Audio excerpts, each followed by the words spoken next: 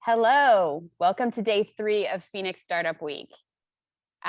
We have a really exciting panel for you. I'm going to give everybody a few minutes to come in. Awesome. So today's panel is about a really important topic that's near and dear to my heart, people operations. Every company, if you go anywhere, people, especially startups, they're made up of people.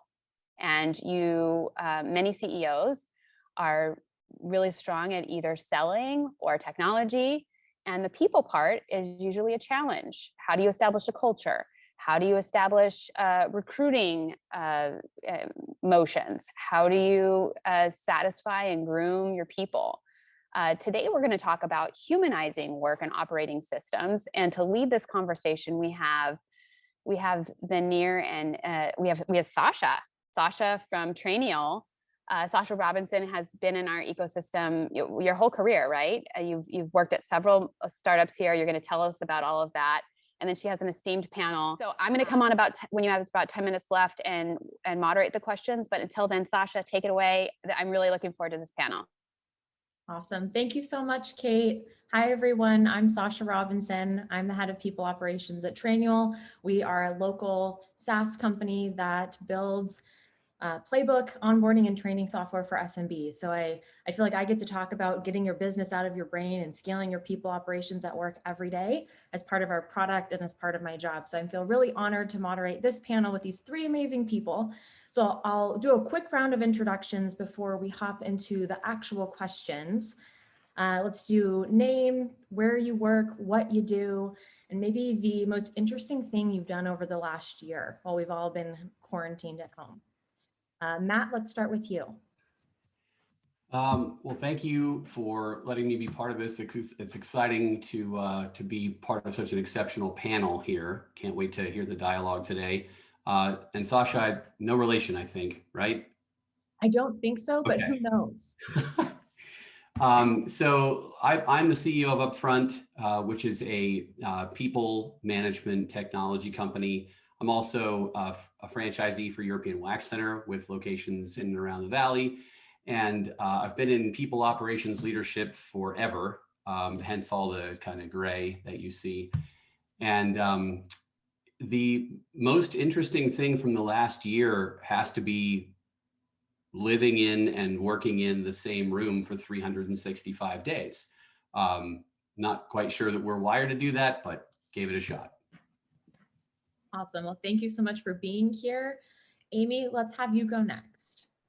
Sure. Thanks, Sasha. Hi, everyone. I'm Amy Posey. I'm the CEO of Super Mega Boss, and we are a manager training company trying to disrupt the training content space because learning how to be a manager turns out has been pretty boring in the last, I don't know how many years. And so trying to reimagine how people learn how to manage others in the weird world of dealing with people. So I'm thrilled to be on this panel to talk about humanizing work today. The weirdest thing from the last year, I actually published a book about, it was like a week into lockdown, which was a really hard time. So publishing a book in that time frame meant like no one was paying attention. So trying to relaunch that book called Wild Success, it was a crazy time to try and get the word out because people were not paying attention. So it's been an interesting ride, that's for sure. Well, hopefully they'll pay attention now. Hope so. And finally, Leticia, take us home. Yeah. Hi, Sasha. It's so good to actually see you. I've worked with Sasha before, so it's lovely to see you. I've been on startup journeys, I think, all of my life. I joined a startup even before I knew what a startup was. So right now I'm currently a director of people operations for CampusLogic, and just having fun doing that, and helping help schools change lives by driving student financial success. So I'm so excited to be here and such an interesting panel, just different points of view. So excited to be here. Love it. Well, then let's dive into our first question, which is, Startups often have limited resources and leaders need to build teams quickly. What are the most common missteps you see entrepreneurs make when hiring? I'll call on someone if someone doesn't want to volunteer. I'll volunteer. Oh, Matt, you want to take it? Oh, well, I'll start. So I think, and I think this is true in all stages, but I think what I've, at least based on my experience, I've seen, founders and just CEOs typically make decisions or hire based on emotion, people we know, people we like. In addition to, you have the other side of that where you're so afraid to make the decision and it just drags on for a very long time, which neither are good typically, right? I think it's really important. I've worked with some great leaders that throughout their process, they actually start being self-aware and start asking, what do we really need? Where are the gaps in my team? And then focusing on those skills and also on that stage to get where we need to get to, right? So I think that's been my experience. And I think that's, it's not very different than most of us, right? Even if you're not a founder.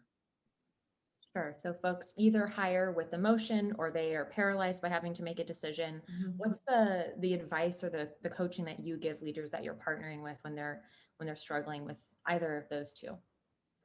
Yeah, it's really to look in the mirror, right? And look at our teams and surround, typically I would say the really great leaders I've worked with will have that aha moment and say, okay, this is the gap. I'm really great at this, but I really suck at this. And we need someone to help us get to this by doing this. And I think being able to ask themselves, what are we great at? And what are we not so great at? And just being able to look in the mirror and being honest with ourselves.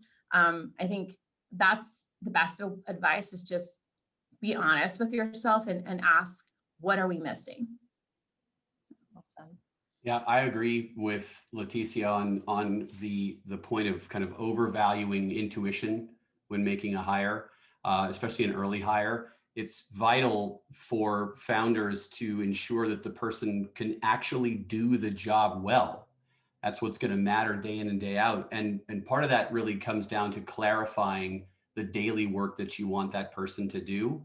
Because usually, speaking from experience, early hires can, in the founder's mind, be a bit of a generalist dumping ground for the tasks that we don't want to do. But that doesn't change the fact that we have to clarify that work so that they can do it well.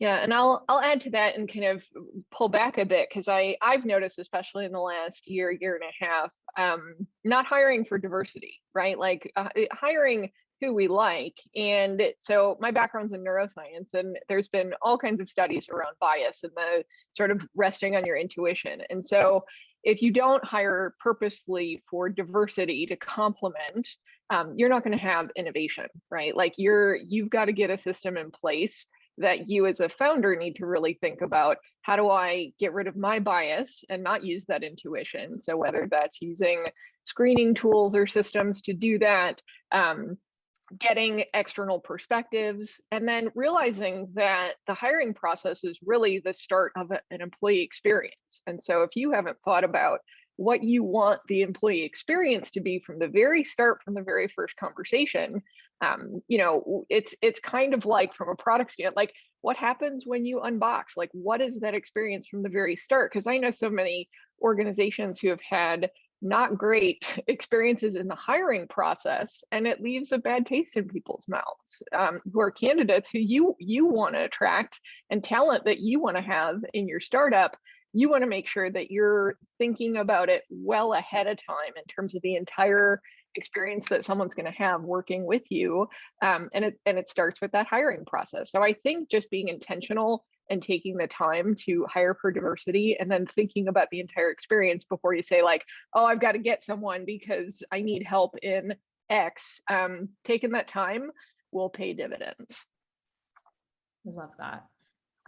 I always try to pull some tangible things for our audience because you're all very experienced and have done this for years, but some people may be in the audience and haven't done this. So is there anything tangible in terms of the actual tools that you used or specific sites that they could go to that would be really helpful in helping them level up some of the things that you mentioned. And open to all panelists, not just Amy. So I am all about having a team of people with expertise. And so when I have those situations and moments, like I have a network of people that I reach out to. And so I have a HR specialist who helps me with kind of working through that. And so I'm a big believer of like, I'm a founder and I'm very busy and I don't know everything about everything, despite sometimes feeling like I can figure it out. And so there's a real value in paying someone for that expertise. And so part of it is, I mean, even if it's the Google search of HR consultant, right? There's systems out there that you know, like Trinet, that can manage HR experiences. And even if you're small, there's still value in going through that process because people have figured it out in the past. And you want to lean on that expertise, especially in this area, because there's a ton of it. So I'd say, you know, I don't have like technology tools around it, but people do. And so I usually like ring up a consultant to say, hey, I need a couple of hours of your time to think about, help me partner and think about and get smarter on this. Awesome. Any other feedback from Matt or Leticia? Well, I think I go as simple as just being able to document, you know, either a job description or scorecard. I'm a fan of those two. I think it really helps you bring your ideas and, into, you know, show others and just be able to discuss it, put it on paper, discuss it, talk about what are the 5 things that you're looking for. You know, and being able to use those simple things. We use a scorecard and we have, and I think, you know, it might change throughout your process, but you're really focused and it helps you just drive through those biases and really understand exactly what we're looking at and stay on that path. So I love that. So documenting what you're looking for, what the competencies are, and how to evaluate against them. yeah. The last thing that I would add to that, because I think the answers are all correct, I would remember that the conversation is really two-way and it's a two-sided interview. So it's got to be a fit for them in addition to being a fit for you. And so the best possible thing that you can do in an interview is to make sure that you are as clear and transparent as possible about what the work environment is going to be like. If it's chaotic, say it's chaotic. Don't hide from it and let that person discover that for themselves. It's deeply unfair. So just be real and be human, and you'll tend to find someone who really wants to collaborate in kind. Love it. All right, moving on to our next question. For many founders, a lot of their information is stored in their head, which makes it difficult to train new employees that are joining and trying to help them scale their team or their business. So what can founders do to ensure new employees are set up for success? You can take this in a philosophical direction, or again, you have specific tools or resources that you found really helpful throughout your career. Yeah, I'll jump in. Go ahead, Matt. Okay. All right, I'll go. So, I mean, training is like a deep passion of mine, and I'm going to give a plug for Trainual because that's a tool that, you know, to scale for small businesses to get big and document all those historical knowledge things that are in your head. That's a great tool. You know, part of it too is I think about it from a standpoint of it's not just process and policy and how to do the work, it's also how you want humans to behave. And, you know, it's not just like the cultural values that you sort of stick up on the wall and, you know, don't ever revisit. It's really thinking about taking that time to document and talk about the behaviors you want from people that reinforce the culture that you want to set up. Because at this point, for most people in their jobs, their number one desire is to learn and grow. And that's the truth for most people. And I'm still seeing organizations sort of struggle with the experience because what's happened in the last year has shifted. And a lot of people have started new jobs in a completely virtual or hybrid environment. And so documenting not just what you know, but how you want people to behave and interact, it's so overlooked. And, you know, I've seen for the most part, relationships at work are based on communication. And so not talking about the expectations that you have around how you want people to communicate and relate to one another, nobody documents that. So it's not just even the policy and procedure stuff that gets kind of set up. It's also like, what's the culture you want to set up and what are the behaviors that support that culture? And as you grow, it makes a huge difference. So if you scale and scale big and fast, what's really challenging is if you haven't put that in place, it gets really messy because people are coming in with different experiences, and you then become a large company with some pretty significant people problems, which means I always have a job, which, you know, that happens, but part of it is like, you want to do that and set up that operating structure from a behavioral standpoint early and do it and reinforce it often. Yeah, I second what Amy just said wholeheartedly. As a behavioral technology company, we see all the time individuals and leaders, founders fail to clearly define the behaviors that they expect. They know what they want people to do, but they don't articulate how they want people to do it. And it's that gets them in trouble when they sit down in a review and finally disclose things that they've always felt strongly about, but didn't take the time to capture at the outset. And also, Amy's right, companies like Trainual, solutions like that are really perfect to help harvest those behaviors from the founder's mind. You also have to make sure that you link measurement to those behaviors. You've got to, there's got to be a clear measurement of the results that the individual is going to produce. And I would also add two other things. We hear founders say all the time that they want people who will figure it out. Figure it out is not a job description. I appreciate the sentiment behind it, but most people need some semblance of understanding of what those expectations are going to be, and then they can figure it out from there. And I also hear way too much think like an owner. They're not an owner. They're not being paid as an owner. They didn't start the company. And so you can't abdicate responsibility for clearly setting expectations just because you want someone else to think like an owner. How do you balance that with the founder, though? If they really want a team of owners and you feel like there's a discrepancy between what the people may, like the ownership they may feel and what the leader may want, how do you reconcile that with the leader and come to a consensus around what the job should actually entail?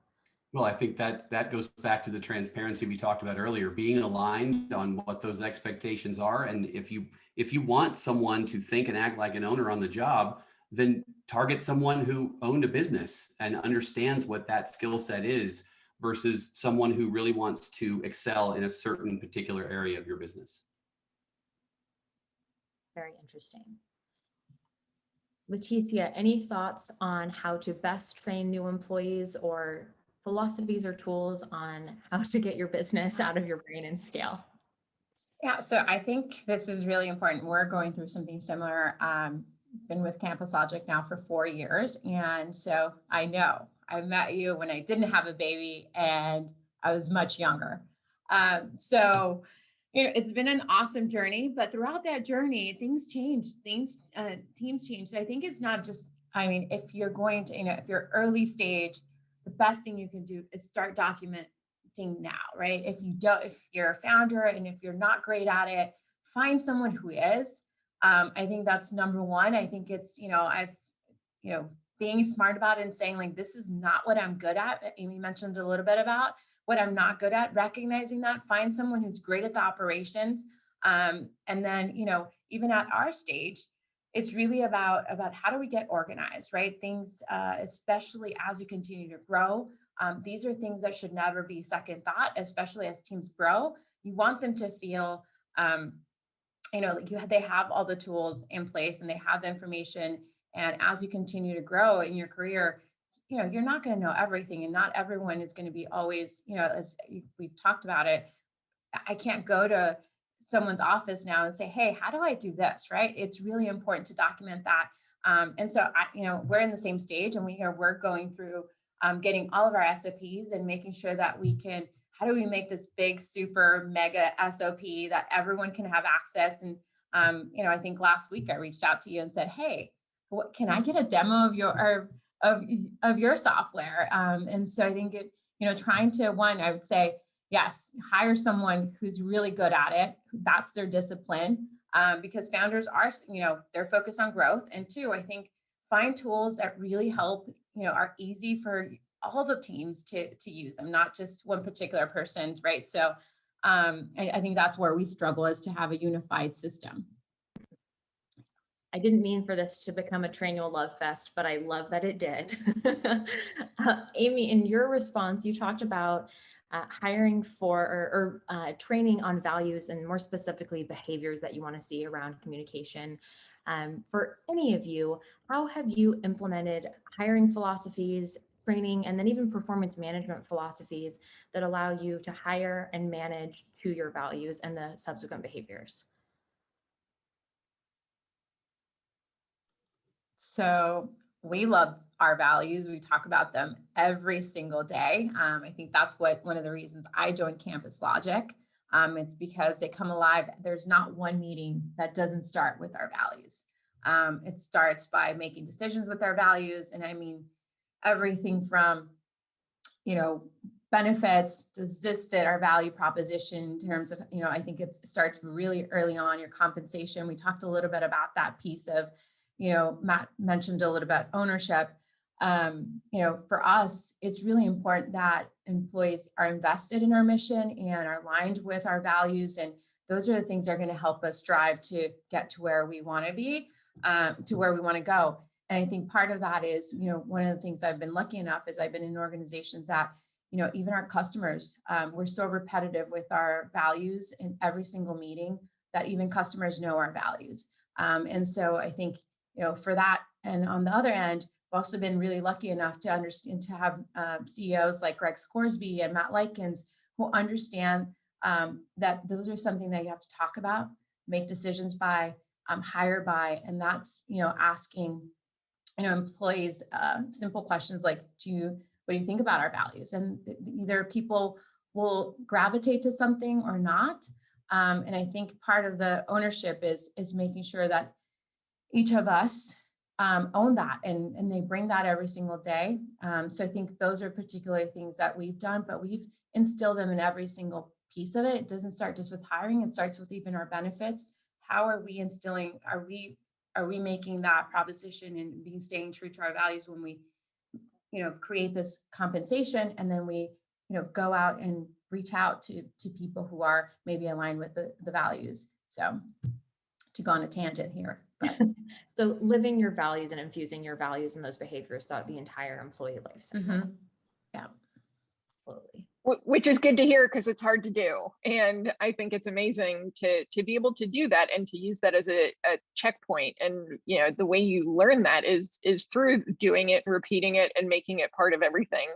I would say my biggest thing is course correcting for things that you don't want early, and making sure that you have open and transparent conversation. So when I see someone on my team going in a direction, I say it then and there, and make sure that we have that conversation, and we don't wait or leave it to performance check-ins, right? And I think that's more and more companies are getting better at that, which is good, but it's hard to do, because those conversations can be uncomfortable, they can be challenging, they could be not how you want to spend your day as a leader, and so part of it is recognizing the importance of it and not letting things like that fester, because I know many leaders are sort of afraid of having those conversations, but for the most part, that's what people want at this point. And so feedback is, shifting from a dirty word or something to be afraid of to something that helps your organization thrive. And so when you see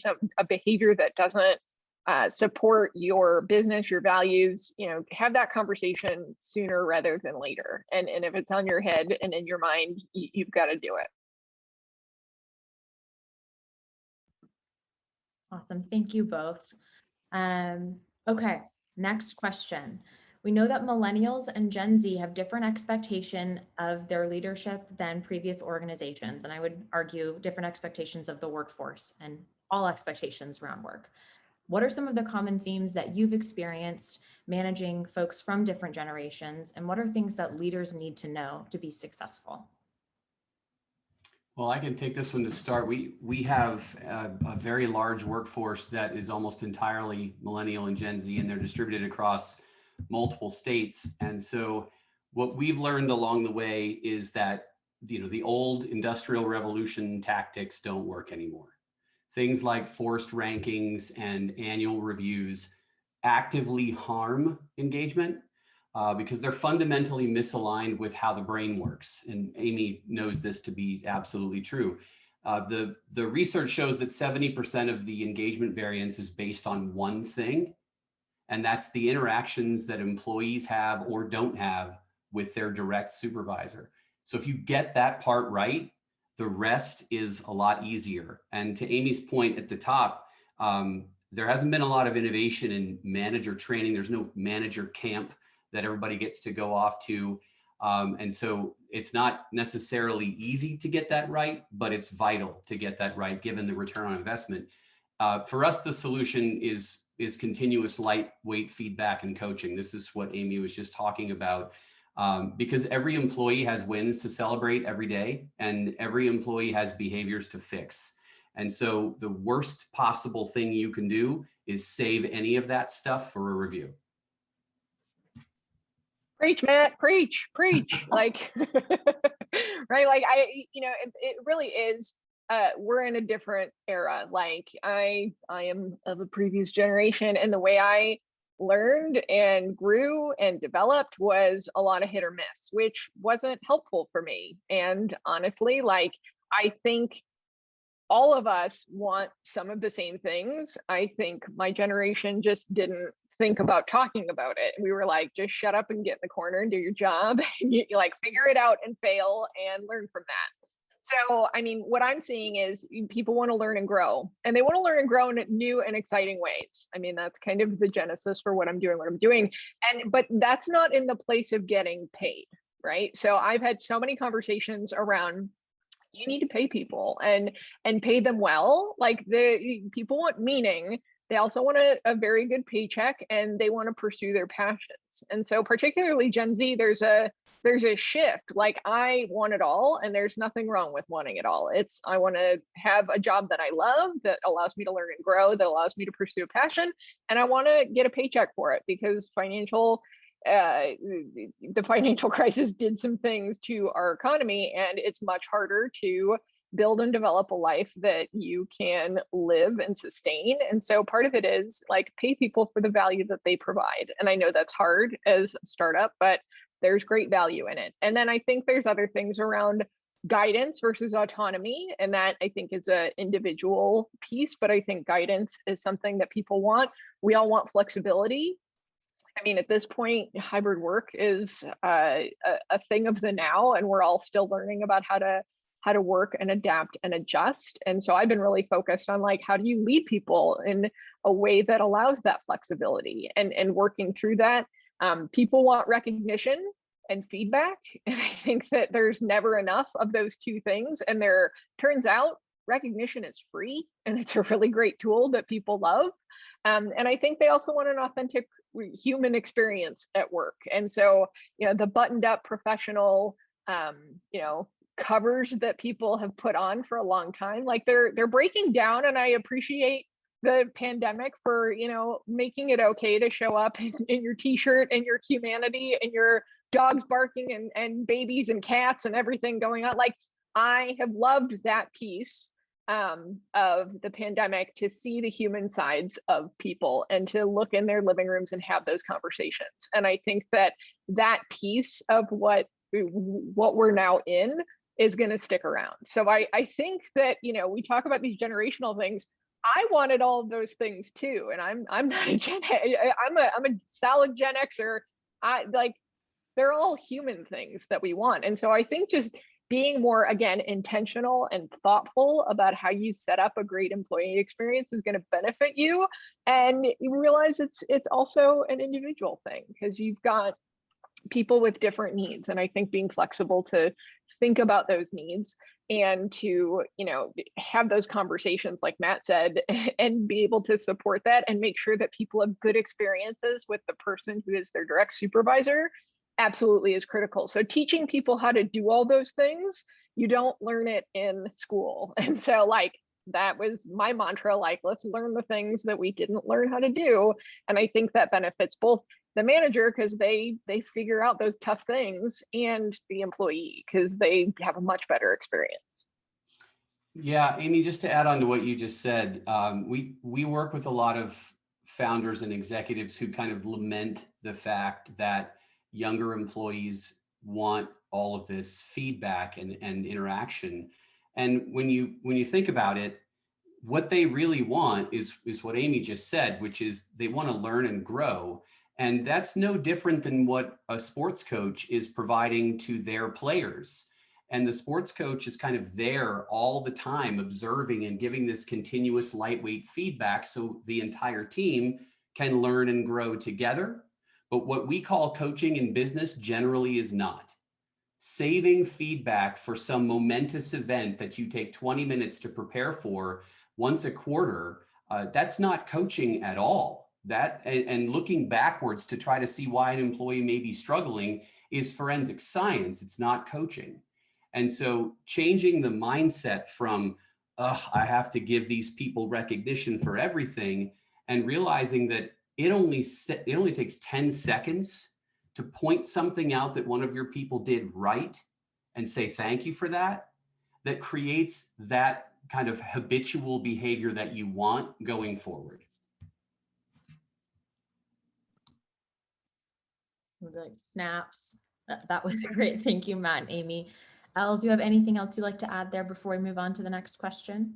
No, I think to reinforce this, it's transparency. I think, I don't know that, I look back at when I'm my younger years, and I look now at the much younger generation, even now, that I'm stepmom and have my own kid. And it really is just, I feel like there's more of a need for a connection now more than ever.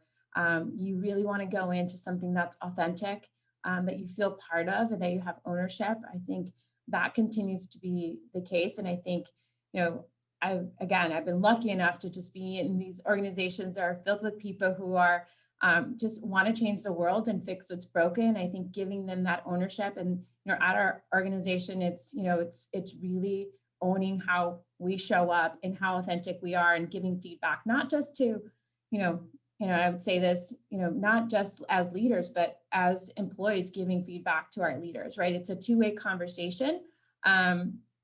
In our company, we're all owners. Part of our compensation strategy is that we all have options. And so it is to our best interest, and, to get to where we need to change, to change lives, we need to make sure that we're asking the right questions, or, really giving feedback. And that's, we've done that through one-on-ones each week.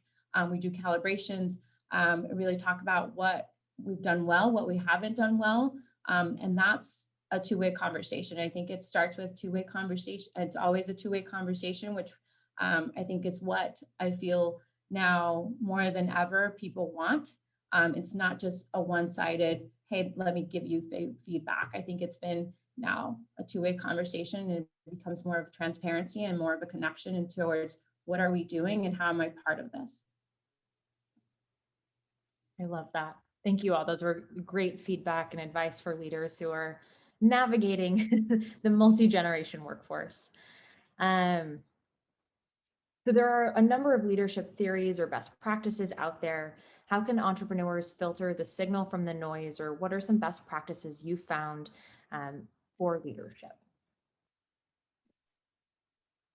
So I, again, passion area of mine, part of it is I feel like a lot of leaders, owners, once you go higher up in the hierarchy, you don't necessarily spend as much time investing in your own learning. We have had to deeply change how we've managed and led other people in the last year. Like, what did you do in order to learn how to do that? Like most entrepreneurs, you're probably like, I'm just going to figure it out. You probably have a gap, and you probably have a gap right now in thinking about the next 3 years of how you're going to lead and manage others. And yet, like, how have you carved out space and time to be able to help yourself, because you're a busy human being. There's lots to do, but part of it is, how do you grow yourself into this next chapter, and how are you and your team going to operate in a hybrid or somewhat remote environment, right? We all want this flexibility. I'm not sure anybody's going to go back 100% of time to the way things were. And so we're at a critical point of, you've got to take that time and space for yourself to actually grow yourself into the leader you want to be for this next phase. And I'm not sure everybody's thinking about that, because it's like, let's keep the wheels on the car and like keep moving. But I think this is a really important time to take that pause. And you're right, there's so much noise. Like the industry of leadership development, it's like a $300 million, like it's a huge industry. There's lots of stuff getting pumped out there. And so if it is, I take curation time. So I take 10%, 15% of my time to curate, like, what's going to help me get forward. And I develop myself as part of that. And I feel like people are so tired at the end of the day from just handling what's going on.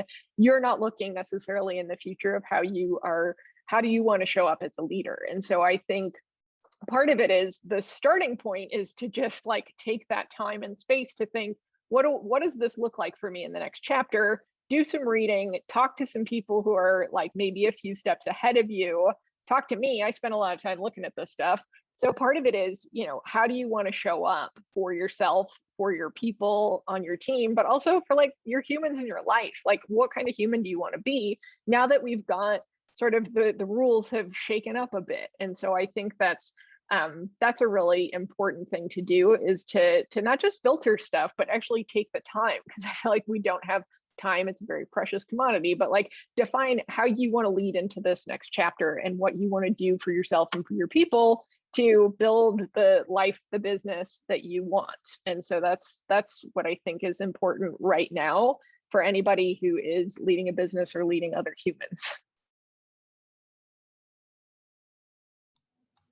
Yeah, I agree with that. And just to zero in on a personal kind of, not a pet peeve, but something I see a lot of that's frustrating, is between all of the books and articles and leadership forums that we may be part of, or coaches that we work with, even the unsolicited advice that we often receive, a lot of the best practices aren't really validated. And so one of my favorite things to do when I'm presented with a best practice is to just find out if the individual has successfully applied it and for how long, and if they saw measurable results. Because usually when you double click on a best practice, it's either recycled from a previous kind of generic trope that exists out there, or they just thought it up and it's been going for 2 weeks, and you don't really have any idea if it's going to work. And so we all remember the stories about the ping pong tables and beer kegs and nap pods and stuff like that, which are very much impractical in a European Wax Center, by the way. So, you really have to make sure that you don't spend a lot of time and money going down a path that is not going to really empower your team and produce the results that you expect.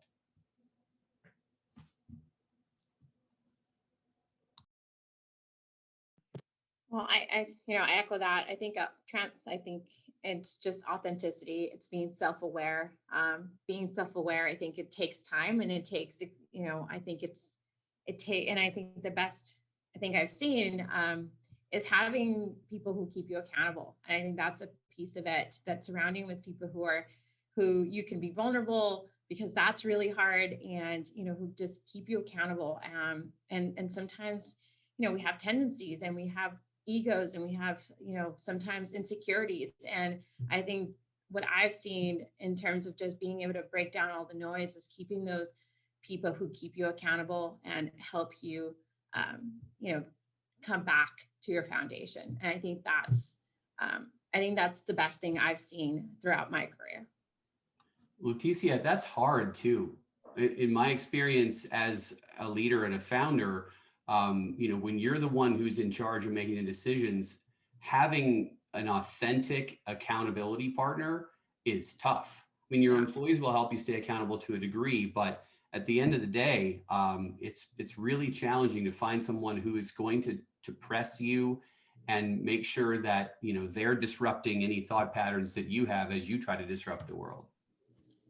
Agreed. And I think that's why choosing the right people from the very beginning is really important. When you look at your board, when you know, mentors, even if they're not from your vertical, it's just those people who will keep you accountable and really good at what, you know, in terms of what you maybe not. So yeah, I think you're right, Matt. It's really hard, but it takes the time to try to find those people, and it really just does benefit at the end. Okay, so if you have any Q&A for this panel, please go to Huva, throw in the question. While we're waiting for them to engage, I had a question. You know, my people ops people, I love people ops. So we had some news this week from Basecamp. Want to get into this? So if you haven't heard about it, Basecamp, which is a company out of Chicago, they sent a letter to the employees that said that we're no longer going to allow politics to be discussed at work.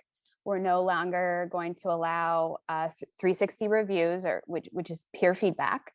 We're no longer going to allow committees, and all of the decisions about lots of things are going to go to Andrea in People Ops, who is the head of People Ops. So I had a visceral reaction to that personally, but I wanted to give you guys all a couple of minutes to comment, and while we're waiting for others. How did that land with you, and what problems do you see or successes from that pretty significant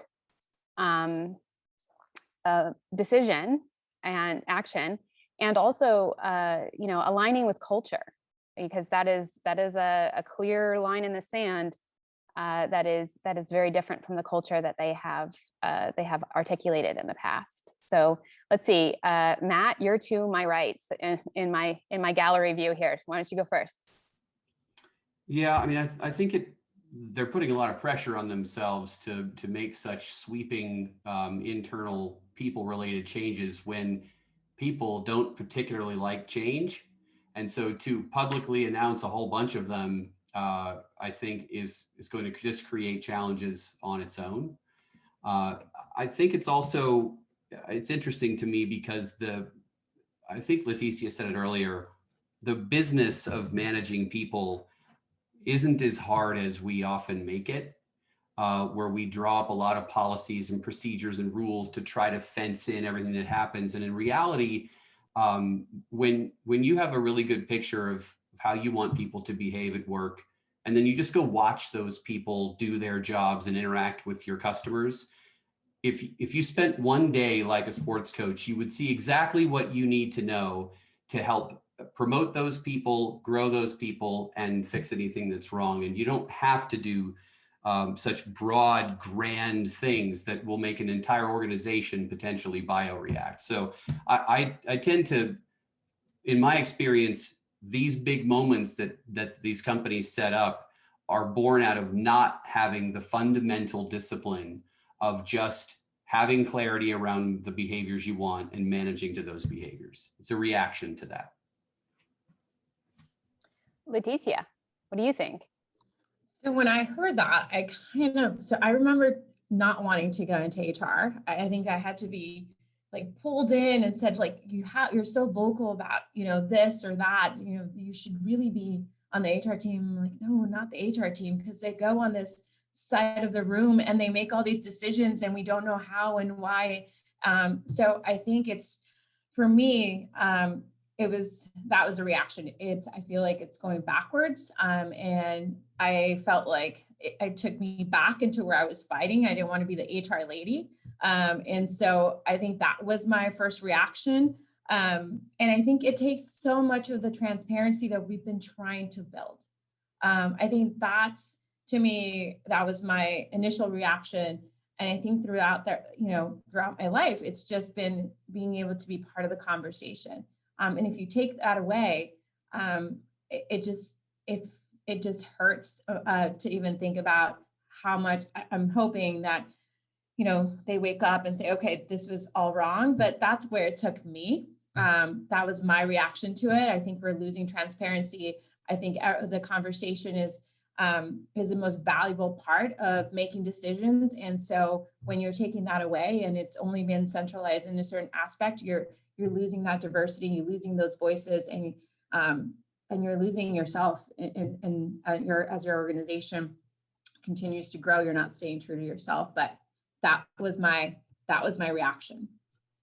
Great, thank you. Sasha, how did it land with you as the head of People Ops? I felt bad for Andrea immediately, whoever Andrea is. I think that like my head first went to like, why is this happening? What happened within their organization to cause them to want to do this, if anything? I know that I have friends in the people space, and they have like a lot of trouble with political discourse in the workplace, and it becomes very divisive and negative, like for that piece specifically. And so I was genuinely curious why they're making these decisions. And I think having a ban overall can be really negative about what you can or can't talk about at work. I think we've, like Elle said and Matt said, like we want to move towards a really authentic workplace, and that's everyone bringing their whole self to work, and that's like their personal experiences. And so telling them what they can and can't talk about, I think is tough. And then like the decision-making piece is very strange too. I think is with the right coaching, peer feedback can be really valuable. It can be kind of unhelpful if they don't know what they're doing. You're like, you're amazing. But I think that's like a responsibility as leaders to make sure everyone's prepared to give feedback and prepared to make the right decision. So I'm just genuinely curious why they made these decisions. I need to read into it more. Amy, your thoughts? Well, I laughed hysterically to start because I was like, really? Is this a publicity stunt, or like, is this for real? Yeah, I mean, humans don't take kindly to being told that they can't do something that by all accounts like makes them who they are. And so good luck with those decisions to them. Humans don't operate like that. Our brains are not wired to suppress, and it definitely feels like a reversal. But I'm curious, like, it's an interesting experiment. It's a choice. Like, go for it, have some fun.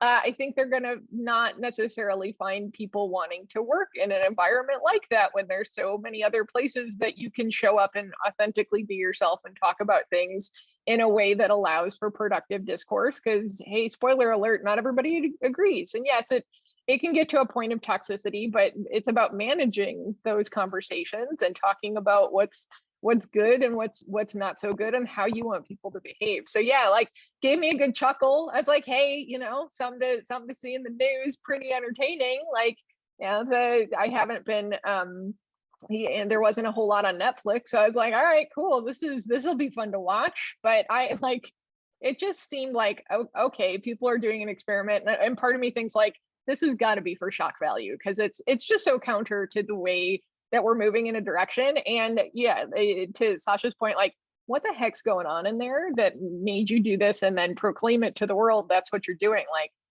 it's a choice. Good luck. So yeah, that's my take on it. I had a similar thing. I looked at it, I reread it again. I read it a third time, and I looked to see if it was an Onion article. And then I was like, okay, I'm definitely retweeting this. and then I connected with a bunch of my People Ops friends, and we were all like, oh my gosh, this is incredible. And I think it's a little bit like, when you're a parent and you're like, let's play the quiet game with your kids, and then they just get more loud. You can see their employees on Twitter now, everybody telling stories about how and why they got there. It's flooded everywhere. And who the heck wants to work in a company like that? And I think before making decisions, here's a best practice that will never fail you, and that is think about the repercussions. So this was fun. I could talk for another hour.